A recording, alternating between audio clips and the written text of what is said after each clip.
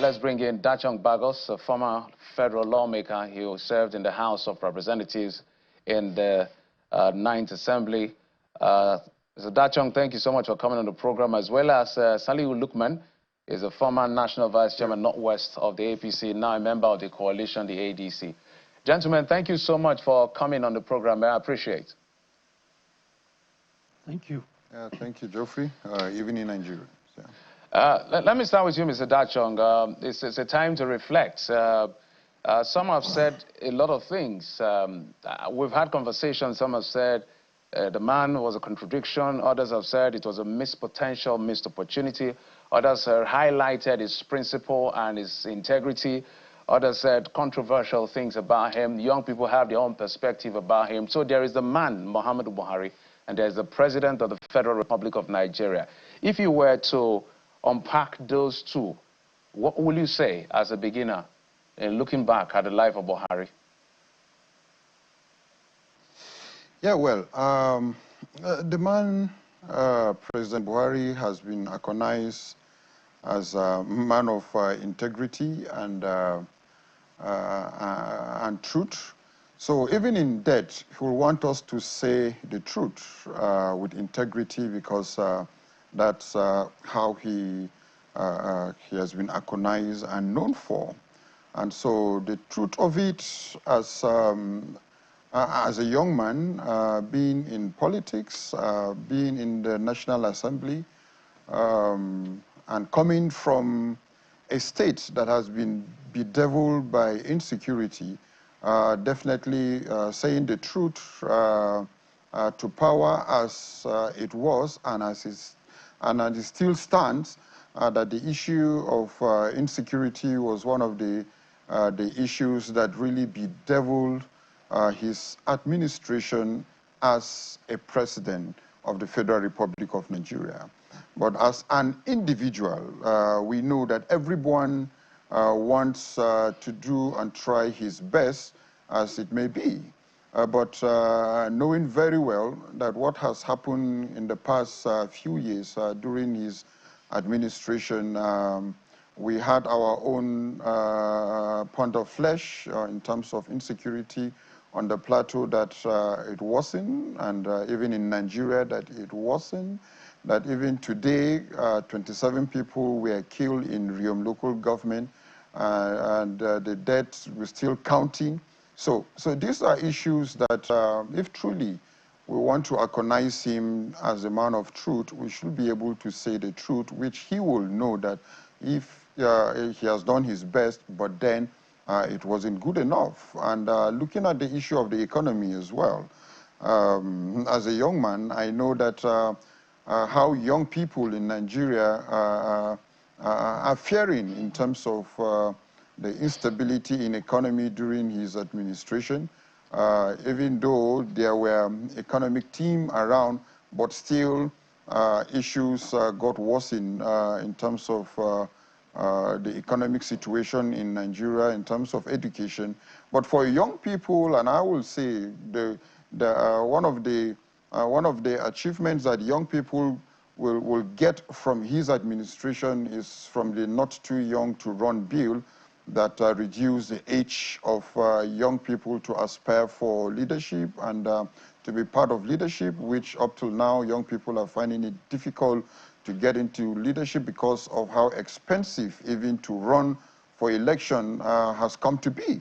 So looking at the two scenarios, Geoffrey, that the presidency and even as an individual of the president, and again, looking as an individual of the president, he was able to look at and fetch out people that he supposedly assumed they will help him run the administration. And you will now find out that at the end of the day, the issue of anti-corruption, the perception that we all held him on high esteem, that as a man of integrity, fighting corruption, ensuring transparency, you will find out today some of the people that were part of his administration are today facing one or two anti-corruption issues. So it shows that the trust that he bestowed on even some of his appointees to help him run government, the trust was betrayed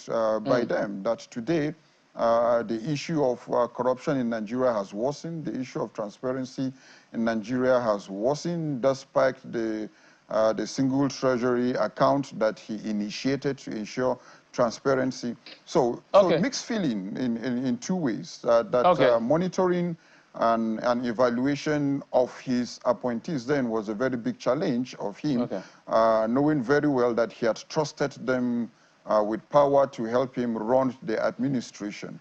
And at the end of the day, if I may come in, my apologies because of time. If I may come in, let's bring in Mr. Lukman. You've even gone ahead to look at some of the things we will talk about in terms of sector, because at the end of the day, former President Muhammad Buhari is dead.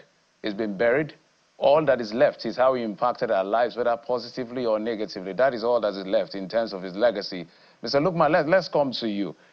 Similar question to what I asked Honorable Dachong, and this time, people that are close to him. You served as APC National Vice Chairman, Northwest, which is his region where he comes from. So my assumption is that you know him to some extent. I don't know to what extent. But people that are very close to him will say he was a great person. He was jovial. He was a man of integrity. But was he a great president? Well, I think it will be quite unfair to ask whether he's a great president. One of the things I will prefer to concentrate more on is the politics of former President Buhari. And I think if we want to be fair to him, and now being somebody who is no longer with us, I think we owe it to him to be fair to him. He's certainly a great politician, you know, and in contemporary Nigeria, I won't say in the whole of our history, he stands out as one of those politicians who command a lot of popularity. And his popularity, especially in the northern part of the country, cannot be in any way doubted. And to a large extent, his popularity made it possible for the merger of 2013-2014 to be consummated. I think if you ask me if being a critic, and I have been a critic in terms of the way we manage ourselves in APC, I want to draw lessons in terms of what it is that we can do better. You know, looking back, I will say that one of the things that we have failed to do is to take advantage of his strength. And interestingly, the paradox of former President Buhari is the fact that his weakness is his own strength. And what are those weaknesses? The weakness is basically that he's somebody who doesn't interfere, allow things to take their natural course. And through that, I will say we were able to succeed to consummate the merger process that produced the APC, largely because that translated into a teamwork. People like Chief Bisi Akande, Asuwaju, Bola Ahmed Tinubu, Obonnaya Ono, a lot of them were able to work together, and he subordinated his own, and that is the reality, he subordinated his own personal ambition to become president throughout the period of that merger exercise, which was why even after consummating the merger, he accepted to run for primary. It was through primary he emerged as the candidate of the party. And I think if we are going to draw lessons, which is part of the reason why under the coalition today we keep insisting that people must subordinate their ambition. Now, I think, again, one of the lessons that we must learn is our own collective failure to translate what started as collective work, producing the APC, into post-election reality when we won the election. And that was, what was responsible for that is also the personality of the late President Muhammadu Buhari, because he had such a moral authority, and combining that with legal authority became very difficult to relate with him in terms of moderating him or influencing his conduct. Most people relate with him based on the strategy of trying to win his attention and get favors. And based on that, I think the party got somehow sacrificed. I think we must be very frank to draw lesson from that, and moving forward, if we are not doing coalition and we are hoping to produce government, we must strategize in such a way that from now moving forward up to the time of winning election, the party never gets sacrificed. We must ensure collective leadership run the party, and that should be transmitted into government so that collective leadership run government. If that happens, then we will say that the legacy of former President Buhari, which translate into some of the weaknesses that produce today's reality, are being taken advantage of and utilized to correct and put in place a new era. That will be my assessment. All right, Honorable Dachong, so today we honor, we remember, but we also assess the man, Muhammadu Buhari, a former president. And for some young, I've read a couple of things across the social media, from Vox Pop and all of that. Some young persons, their definition and characterization of him perhaps is his handling of NSAS. Now, the reason why this is raised is because whatever happened with him is a lesson for all of us who are still here. Whether you're a political leader, especially those of you who are in politics, in public office, where your decision is quite critical. They've looked at this as a dark sport, and for them, they want to define him by those moments. Would that be a fair assessment of the man? Well, Geoffrey, you know, it's going to be very difficult for us to differentiate the two, the man in office and the office itself, and the operators of the office.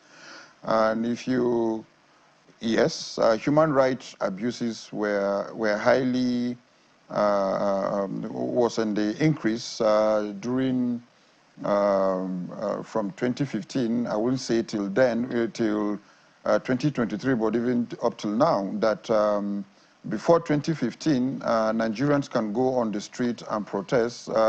President Goodluck Jonathan was the president that had the highest number of protests that took place in this country, and nothing like that ever happened. So definitely to young people that turned 18 from 2015 and looking up to a better Nigeria, having that hope and being patriotic, and this is a president that had given them hope and assurance. So once the hope has been dashed away, definitely you have such agitation. And with what happened during NSAS, it was an agitation against what has been bedeviling the youth. So the way it ended, the way it now turned out, and the way it was managed, it's still fresh in the minds of a lot of young people that that's what they could be able to gauge and rate the administration of the former president. So it's a history that cannot be erased, Geoffrey, and it's a history that the administration of the late president will forever live with, and it's a history that can only be corrected if human right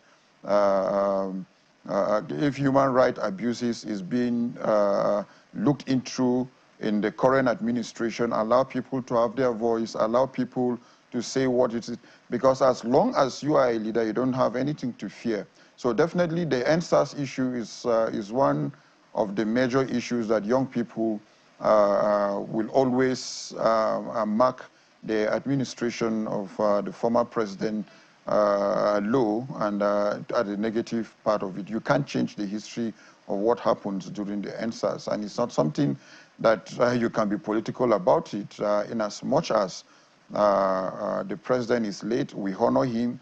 We appreciate him, the sacrifice that he has put himself as an individual before coming into the presidency. But the issue of NSAS, it's something that the truth will remain the truth about what happened in the minds of the young people. Mr. Dachong, we can even add the issue around Twitter ban. We know how long that took and all the controversy generated. Yeah, exactly. Yeah, exactly, because and that's why I said the issue of human rights abuse, the issue of journalists being